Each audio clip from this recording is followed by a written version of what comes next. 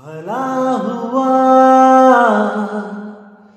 मेरी माला टूट गई, मैं राम भजन से छूटी। भला हुआ मेरी माला टूट गई, मैं राम भजन से छूटी।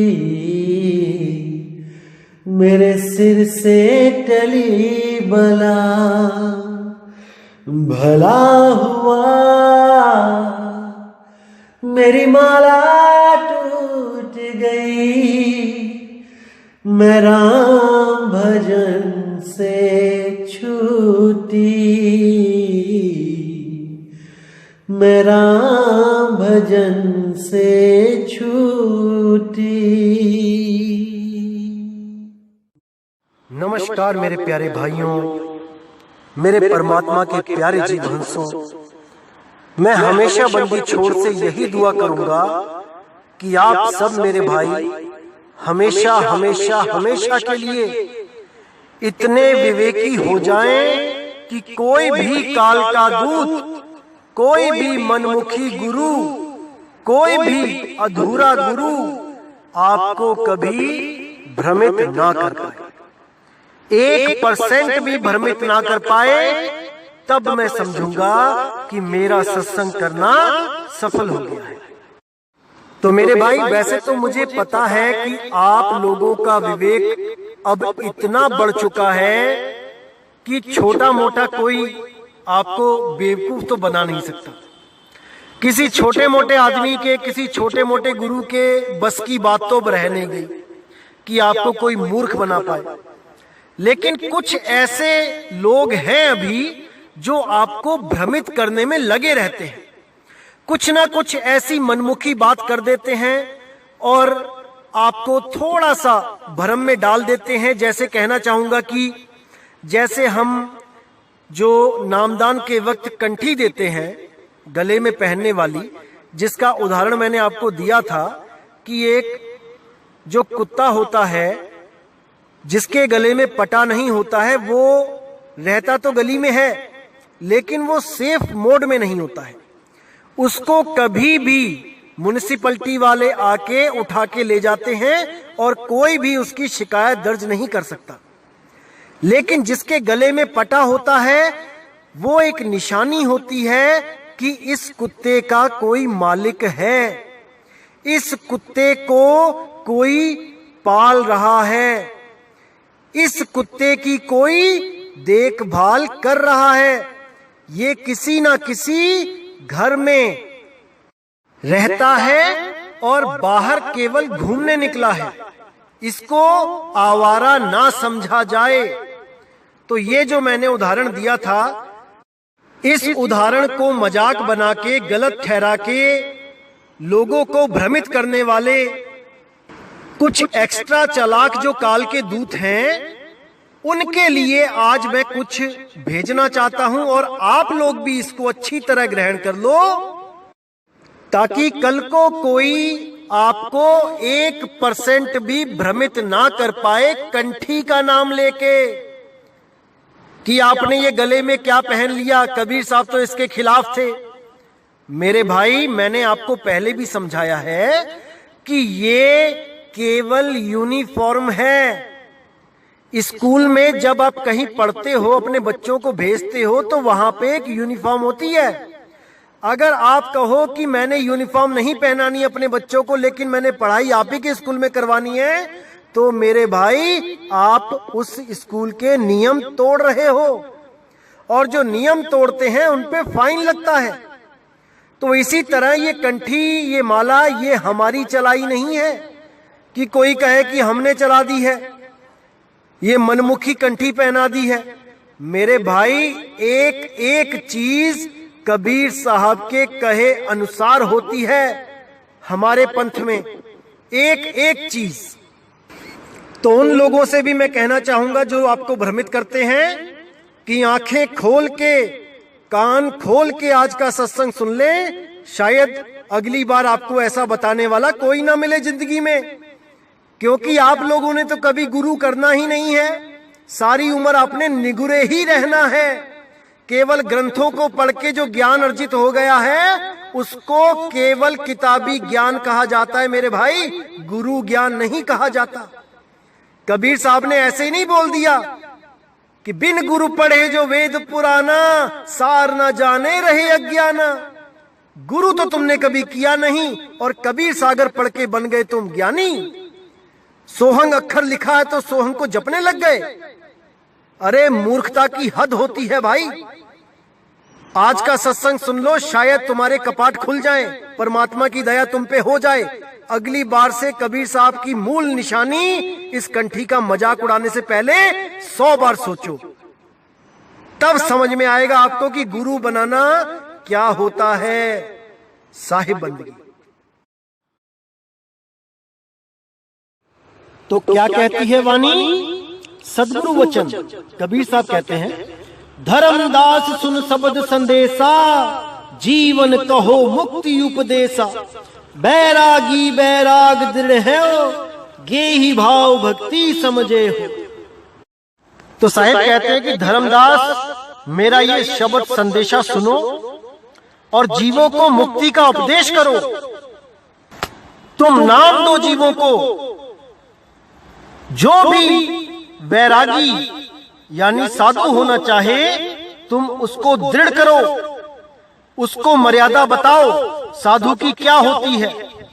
और गेही भाव भक्ति समझे हो, यानी ग्रस्त को भी, ग्रेही उसको भी भाव भक्ति को समझाओ कि क्या होती है भाव भक्ति, कैसे परमात्मा के प्रति प्रेम किया जाता है, कैसे साधु संतों की सेवा की जाती है। इसीलिए साहिब ने बोला, धारा तो दोनों भली, क्या गिरही बैराग, गिरही दासा तन करे, बैरागी अनुराग। कि दोनों ही धाराएं भली हैं भाई, चाहे ग्रस्त हो जाओ चाहे बैरागी हो जाओ। अगर बैरागी होते हो तो, साधु होते हो तो मर्यादा में रह के भक्ति करो और जीवों को चेताओ।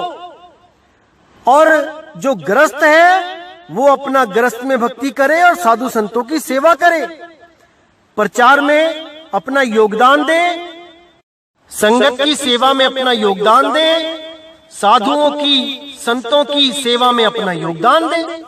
धीरे धीरे धीरे पूंजी बढ़ती जाएगी और एक दिन वो मुक्त हो जाएगा। तो आगे कहते हैं, बैरागी यस चाल बताऊं, तजे अखज तब हंस कहाऊं। प्रेम भक्ति आने उर्माही, द्रोह घात दिग्चितवे नाही। यानी बैरागी की अब मैं चाल बताता हूँ, बैरागी कैसा होना चाहिए। तजे अखज तब हंस कहाऊं, सारी बुराइयों को त्यागे तब वो हंस कहाएगा। प्रेम भक्ति आने और माही, प्रेम और भक्ति उसके रग रग में बसी होनी चाहिए। द्रोह घात दिग्चितवे नाही, किसी के साथ द्रोह, किसी के साथ घात उसके चित्त को भाए ही ना। बिल्कुल सिंपल जीवन जिए। जीव दया राखे ही माही, मन वच कर्म घात को नाही। लेवे पान मुक्ति की छापा, ताते मिटे कर्म भरम आपा। तो क्या कहते हैं साहिब कि जीव दया राखे ही माही, जीवों के लिए उसके दिल में दया होनी चाहिए। साधु के लक्षण बताए गए हैं। जीवों के लिए दया मतलब साधु को चाहिए कि घर घर तक परमात्मा का संदेश पहुंचाए, अपने जीवन को परमात्मा के नाम पे लगा दे। देश विदेश कहीं भी जहां पे भी मालिक के जीव हैं, भ्रमण करे, प्रचार करे। बाबा नानक देखो कहां कहां तक नहीं गए। उनको क्या जरूरत थी अपना घर बार छोड़ के, ऐशो आराम छोड़कर इन जीवों के लिए दर दर भटकते हुए कहां कहां नहीं पहुंचे। कन्याकुमारी श्रीलंका से लेके अरब देश तक कहीं भी जगह नहीं छोड़ी जहां प्रचार नहीं किया। तो क्या उनको चेले बनाने की भूख थी? आज हम प्रचार की बात करते हैं कि हम देश विदेश में प्रचार करना चाहते हैं मालिक के नाम का, तो लोग हमें कहते हैं कि इनको चेले बनाने की भूख है। अरे मेरे भाई, हमें लोगों की मौत नजर आ रही है कि जब वो इस शरीर को छोड़ेंगे तो उनका क्या हाल होगा। उस मौत से छुटकारा देने के लिए संतों को चाहिए कि वो गली गली प्रचार करें, माल खजाना इकट्ठा करके बड़े बड़े आश्रम ना बनाएं, बल्कि गली गली घूमें और जीवों को चेताएं। यही साधु का भाव है, यही साधु का धर्म है। पानी रुका हुआ सड़ जाता है, पानी चलता ही भला है, साधु चलता ही भला है। तो आगे कहते हैं, लेवे पान मुक्ति की छापा, कि साधु होने से पहले चरणामृत ले गुरु का। पान यानी कि चरणामृत, और मुक्ति की छापा, एक छाप लगाई जाती है कबीर पंथ में चंदन से, माथे पे और कनपटी पे।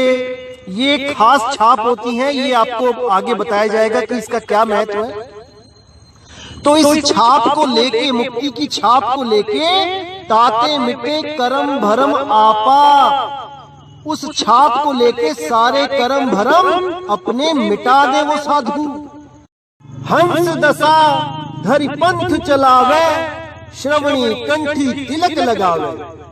यानी मालिक का सच्चा हंस बनकर वो पंथ चलाए, वो प्रचार करे और श्रवणी कंठी तिलक लगावे, और अपने जो उसके यूनिफॉर्म है कंठी तिलक वो लगा के रखे, तभी वो पहचाना जाएगा कि वो प्रचारक है। एक पुलिस वाला तभी पहचाना जाता है जब उसकी यूनिफॉर्म हो। अगर एक सिविल वर्दी में कोई आके कहे कि मैं पुलिस वाला हूं, तो आप कैसे पहचानोगे उसको? कोई उसको नहीं मानेगा। लेकिन एक मरियल सा आदमी जो पुलिस वाला है, वर्दी पहना है, उसको देख के आप डर जाओगे कि मैं कोई गलत काम नहीं करूंगा, सामने पुलिस वाला खड़ा है। तो वर्दी का ये रौब होता है मेरे भाई, वर्दी की पहचान होती है। इसी तरह साधु की क्या वर्दी होनी चाहिए, ये कबीर साहिब ने अपने मुख से भाग के बताया है। ये कोई तुम्हारी मेरी कही सुनी बातें नहीं है भाई, प्रमाणित बातें हैं। और तुम इन बातों को नहीं मानोगे क्योंकि तुमने कभी कोई गुरु धारण ही नहीं किया। तुम निगुरे हो, तुम मनमुखी हो, अपने मन की मानने वाले हो, गुरु की तो मानते ही नहीं हो, क्योंकि गुरु तो तुमने अभी तक धारण ही नहीं किया। केवल ग्रंथ पढ़ने से, कबीर साहब को गुरु मानने से कुछ नहीं होगा।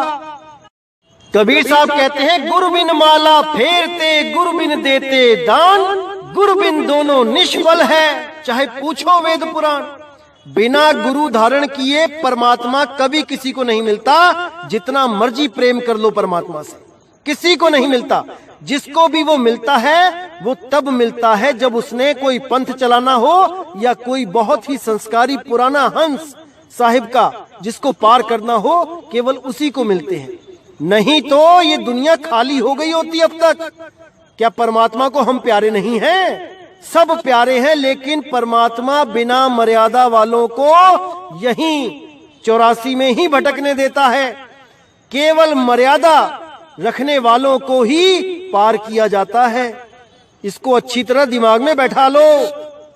तो आगे क्या कहते हैं, रूखा फीका करे आहारा, निस दिन सुमिरे नाम हमारा, और पुनि लेह तुम्हारो नामा, पठवो ताही अमरपुर धामा। करम भरम सब देह बहाई, सारी शब्द में रहे समाई। अब यहाँ पर बिल्कुल क्लियर कर दिया साहिब ने, ये स्पेशल लाइन किनके लिए बोली गई है। जो लोग गुरु धारण करने के बाद सोचते हैं कि अब तो मुझे पता लग गया कि गुरुजी ने क्या भेद दिया, अब मुझे गुरु से क्या लेना देना, अब मुझे देही गुरु से क्या लेना देना, मैं तो विदेही गुरु का ध्यान करूंगा। विदेही गुरु पार करेगा, देही गुरु से तो मुझे जो मिलना था मिल गया। अब ना तो मैं कभी आश्रम जाता और ना ही मैं गुरु को कभी मुंह दिखाता। अब तो मैं और मेरा परमात्मा है, गुरु को मैंने बायकॉट कर दिया। अब ये उन लोगों के लिए बोला जा रहा है जो लोग साधु होकर या ग्रस्त होकर गुरु को त्याग देते हैं और परमात्मा से आस लगा के बैठते हैं कि वो हमें पार कर देगा।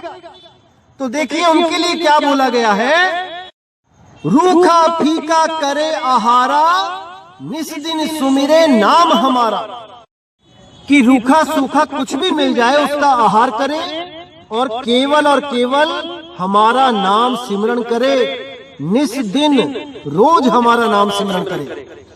अब आगे क्या बोलते हैं कि ओ पुनि ले तुम्हारो नामा, पठवो ताही अमर पर धामा। मेरा नाम लेने के बाद भी तुम्हारा नाम ना बिसरे, तुम्हारा नाम भी बार बार लेता रहे।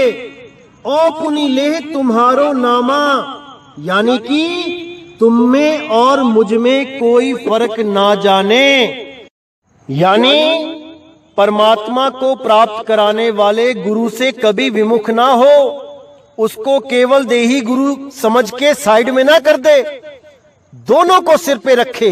क्योंकि सेवा को दो ही भले, एक संत एक राम, राम है दाता मुक्ति के, संत जपावे नाम।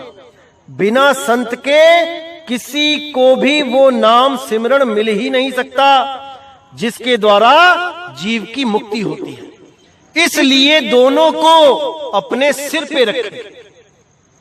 तो कहते हैं जो तुम्हारा नाम भी लेगा उसको ही मैं पार करूंगा, और जो तुम्हारा नाम नहीं लेगा यानी देह गुरु से अलग हो जाएगा, ये सोच के कि परमात्मा तो पार कर ही देंगे, उसके लिए कोई मुक्ति नहीं है।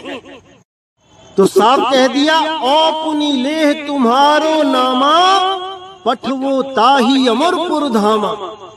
केवल उसी को पठाया जाएगा अमरपुर जो तुम्हारा नाम भी मेरे साथ लेगा, यानी जो देह गुरु को भी परमात्मा स्वरूप मान के उसको सदा सदा अंग संग रखेगा। करम भरम सब देह वहाई, सार शब्द में रहे समाई। उस भगत के, उस साधु के सारे कर्म भरम सब देह बहाई, खत्म हो जाएगी, बह जाएगी। वो अपने निज स्वरूप को प्राप्त करेगा, सार शब्द में रहे समाई। उस परम पिता परमात्मा सार शब्द रूपी शब्द गुरु में सदा के लिए उसकी सुरती समा जाएगी। ये काल उसका कुछ नहीं बिगाड़ पाएगा। इसीलिए साहिब ने बोला, ये धरती हांडी भई, ढकना भयो आकाश, तीन लोक ईंधन भया, जीव को कहा निकास। सतगुरु हांडी फोड़ के ढकना दियो उघार, सुरत चली सतलोक को, काल रहा झक मार। वो काल झक मारता रह जाएगा जब ये सुरत हमेशा के लिए उस शब्द गुरु में लीन हो जाएगी, ना कि सोहंग मंत्र में लीन होगी। इन लोगों को सोहंग का ABC नहीं पता अभी। ये सब सोहंग को श्वास मान के बैठे हैं, जबकि सोहंग क्या है? उस आत्म स्वरूप को सोहंग बोला जाता है, जो तू सोहम। तो ये साहिब ने साधु के लक्षण बताए। अब ग्रस्त के लक्षण क्या बोले हैं साहिब ने, ये भी देख लीजिए आप, ताकि 1% भी भ्रम ना रहे। कहते हैं, गे ही भक्ति सुनहु धर्मदासा, जे ही लगे ही परे ना फांसा, काग दशा सब दे बहाई, जीव दया दिल रखे समाई। यानी ग्रस्त की भक्ति सुनो धर्मदास, मैं बताता हूं वो कैसा होना चाहिए। जे ही लगे ही परे ना फांसा, अगर वो ऐसा होगा जैसा मैं बताता हूं तो काल की फांस में नहीं फंसेगा। काग दशा सब दे बहाई, ये जो कौवे की वृत्ति होती है इसको बहा देगा। जीव दया दिल रखे समाई, जीवों पे दया करेगा, हंस गति को प्राप्त होगा। और क्या लक्षण होंगे वो आगे सुनिए। मीन मास मद निकट न आई, अंकुर भक्ष सदा कहाई, लेवे पान मुक्ति सहदानी, जाते काल न रोके आनी। यानी कभी मछली, मांस, अंडा, शराब इसके निकट नहीं जाएगा। अंकुर भक्ष यानी जो चीजें अंकुरित होती हैं, जो बीज वाली होती हैं, जैसे पेड़ पौधों पे जो फल निकलते हैं, सब्जियां निकलती हैं, केवल सदा उन्हीं का आहार करेगा। अंकुर भक्ष सदा कहाई, लेवे पान मुक्ति सहदानी, वो चरणामृत लेगा गुरु से और मुक्ति की जो निशानी है वो लेगा। जाते काल न रोके आनी, उसका काल कुछ नहीं बिगाड़ पाएगा अगर वो पूरी यूनिफॉर्म अच्छे से पहनकर पूरी अच्छी सी पढ़ाई करे। कंठी तिलक साधु को बाना, गुरमुख शब्द प्रीति उराना। अब यहाँ बिल्कुल क्लियर कर दिया कि साधु का बाना और भक्तों का बाना असल में एक सा ही होता है, केवल भाव अलग होते हैं। वो बैरागी होते हैं और ये गिरही होते हैं। तो कहते हैं कंठी तिलक साधु को बाना। कंठी और तिलक बहुत जरूरी होनी चाहिए, यही बाना है साधु का। और जो साधु शिष्य बनाता है वो उसको अपना स्वरूप दे, तभी बात बनेगी। कंठी तिलक साधु को बाना, गुरुमुख शब्द प्रीति उयाना। और गुरुमुख शब्द यानी कि जो शब्द गुरु है उसके बारे में अच्छी तरह समझाए, उससे प्रीति करवाए, प्रेम करवाए, तभी उस जीव का कल्याण होगा। अगर कोई मंत्र पकड़ा दिया या श्वासों का जाप करवा दिया या कान बंद करके अनहद सुनवा दी तो वो गुरु किसी काम का नहीं, वो तिलक कंठी किसी काम की नहीं। तो इसीलिए बोला कि अगर भेष है और सार शब्द का भेद है तब तो बात बन जाएगी। अगर भेद नहीं है और केवल भेष बना के बैठा है तब भाई गुरु भी नरक में और चेला भी नरक में, दोनों को नरक का वास होगा, कोई भी मुक्त नहीं हो पाएगा। तो जितने भी गुरु यहाँ बैठे हैं ये सब कंठी तिलक लगा के तो बैठे हैं, लेकिन सार शब्द का भेद नहीं है इनके पास। इसीलिए साहिब ने बोला, भेष धरे पर भेद न जाना, सो गुरु काल दूत सममाना। यानी भेष धारण करके बैठ तो गए गुरु बन के, लेकिन वो भेद नहीं जानते। उन गुरुओं को काल के दूतों के समान ही मानो, चाहे वो किसी भी पंथ में बैठे हो। भले वो मदन पंथ में बैठे हैं और उनको भेद नहीं पता, तो वो भी काल के ही दूत हैं। उनको भी 84 में ही धक्के खाने पड़ेंगे, कोई नहीं बचा सकता उनको। क्योंकि सार शब्द गही बाची हो, मानो एतवारा। अक्षर पुरुषिक पेड़ है, निरंजन वाकी डारा। तिरदेवा शाखा भये, पात रूप संसारा। तो इसको मेरे भाई समझ जाओ, अभी समय है, बात जरा सी वरना 84। कोई नहीं बचा पाएगा मेरे भाई, कोई नहीं बचा पाएगा। तो उन लोगों के लिए आज का सत्संग इनफ है। मैं सोचता हूं कि थोड़ी सी भी बुद्धि होगी अगर इनके अंदर, तो आज का सत्संग सुन के कहीं कोने में मुंह छुपा के या तो रोएं या फिर संगत को भ्रमित करना बंद कर दें। एक काम तो जरूर करें, या फिर कोई गुरु धारण करें और पूरा पता करें कि कैसे गुरु दीक्षा होती है, उसका क्या महत्व है, कैसे गुरु भेष मिलता है, जो देता है गुरु भेष उसका क्या महत्व है, और कैसे गुरु दक्षिणा जो गुरु जी को दी जाती है उसका क्या महत्व है। इन सब को जाने तब किसी को समझाने की कोशिश करे, अन्यथा YouTube चैनल बना के अपना मनमुखी ज्ञान देना, अपनी मनमानी बातें बताना, ये कोई अच्छे लक्षण नहीं है कि जो मन में आया बस बक दिया, कोई प्रमाण नहीं, कोई लेना नहीं, कोई देना नहीं। इसीलिए वाणियां दिखाई जाती हैं ताकि एक एक भ्रम खत्म हो जाए, इसीलिए वाणियां दिखाई जाती हैं। तो आज के सत्संग से आपको अच्छी तरह समझ में आ गया होगा कि कितना जरूरी है यूनिफॉर्म पहनना, कितना जरूरी है। याद रखो मेरे भाइयों, हम जैसे अपने बच्चों को स्कूल में भेजते हैं और हम आवारा लड़कों से हमेशा अपने बच्चों को बचाने की कोशिश करते हैं, उनको समझा के भी भेजते हैं घर से ही कि बेटा किसी आवारा लड़के से कोई दोस्ती करने की जरूरत नहीं है, जो यूनिफॉर्म में हो केवल उन्हीं से बात करना है स्कूल में। क्योंकि तुम स्कूल जा रहे हो और केवल यूनिफॉर्म वाले बच्चे ही तुम्हारे बोलचाल के बोलने चालने के लायक हैं। किसी भी गली के लड़कों से, किसी गंदे लड़के से बात नहीं करनी है जो स्कूल नहीं जाता, क्योंकि जो खुद स्कूल नहीं जाता वो तुम्हें भरमाएगा कि तू क्यों जाता है, तू क्यों ये वर्दियां पहनता है, हमें देख हम बिना वर्दी के घूमते हैं। तो ऐसे भ्रमित करते हैं ये स्कूल के बच्चों को ये आवारा लड़के। इन लोगों से अपने बच्चों को बचाने के लिए हम अच्छी तरह समझाते हैं।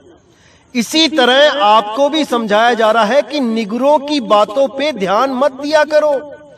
ये निगुरे तो कुछ भी बोलते रहेंगे, केवल उसकी बातें सुनो जिसने गुरु धारण किया हुआ है, क्योंकि वो गुरु की मर्यादा को भी जानता है और वो गुरु के ज्ञान को भी जानता है। ये मनमुखी कई तरह का ज्ञान बताने आएंगे और चले जाएंगे। जीव आपका है, संभालना आपने है, मुक्ति आपको चाहिए। तो मेरे भाई, आप किसी का भी सत्संग सुनते हो तो सबसे पहले ये जानने की कोशिश करो कि उसने कोई गुरु बनाया भी है कि नहीं, कि खुद तो निगुरा है और तुम्हारा गुरु बनने की कोशिश कर रहा है। खुद तो कभी गुरु धारण नहीं किया और बाकियों का गुरु बनने का सपना देख रहा है। ऐसे लोगों से बच के रहो मेरे भाई, बच के रहो। तो इसी के साथ ये सत्संग मैं समाप्त करता हूं और बहुत जल्द अगला सत्संग आएगा और आपके जितने भ्रम हैं सब खत्म हो जाएंगे। बस ध्यान से, लगन से सुनते जाइए। तो मुझे विदा करें दोस्तों।